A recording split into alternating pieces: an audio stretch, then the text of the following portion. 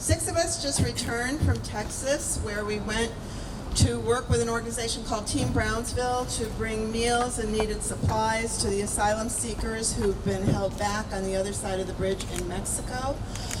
Team Brownsville is a group of just everyday individuals who last year during the metering process, when that began, the metering process is that which only allows a few people at a time to come in at our bridges to our points of entry to apply for asylum. And so these individuals living in the community in Brownsville saw that there were families living on the bridge with no shelter. They were in 100-degree temperatures out there all day with no water and no food. Team Brownsville began literally a wagon train where every day in little wagons they would carry the food across the bridge to the asylum seekers. And at that time there were about 100 to 150 people, and they were doing this every day. And they managed to keep it going ever since last summer. But in this year, our government decided it hadn't started enough cruelty, and it implemented the Remain in Mexico program, the Migrant Protection Protocols, MPP. And under that process, they've decided that for those few people that managed to come in and apply for asylum, like the case we just heard of, instead of being allowed to go on to their sponsors and live with family and talk with their lawyers and prepare their cases, they will now be placed over the bridge back in Mexico while they wait for their hearings, which can be months and a year from now. The minute they did that, the number of people in Matamoros, Texas went from 100 to 150 people living in tents on the other side of the bridge to almost 1,400 people. That number has been continuing to grow. That's just since July is when this was implemented in Matamoros. So since July, it's grown now to 2,000 people that are living in little pup tents, not elegant structures, little pup tents. And our group went down to provide dinner. On the night we served dinner to 1,100 people. So.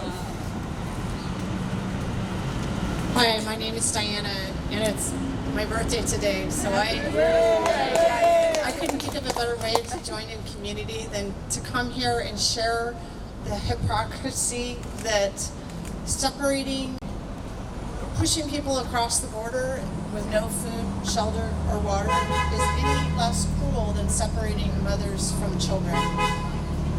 It's a travesty. The lines that we fed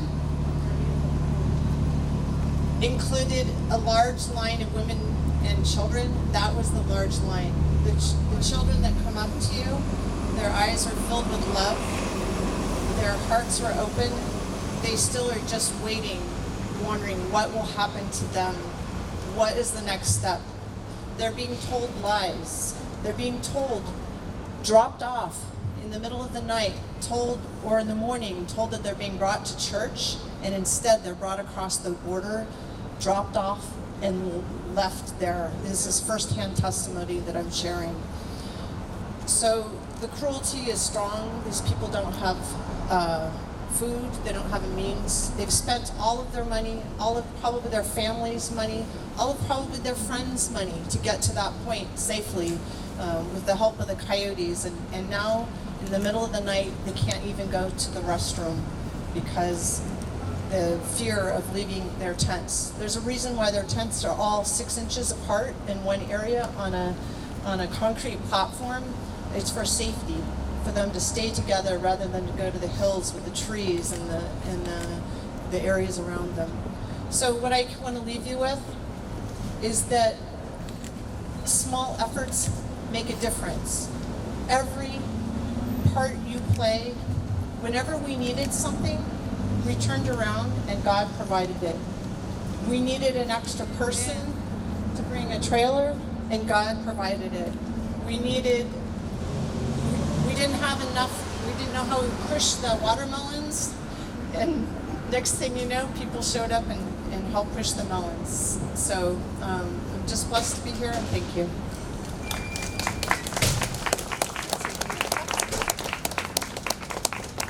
My name is Feliciana, and I was one of the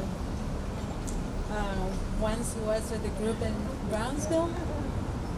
All I can say is that they are starving them, so they got to go back to their countries. That's not fair. Children children deserve better. They don't have food, they don't have water, they don't have a school. They're just dropped there with nothing, nothing. Can you imagine their mothers, their parents there with them, with these little children? They deserve better.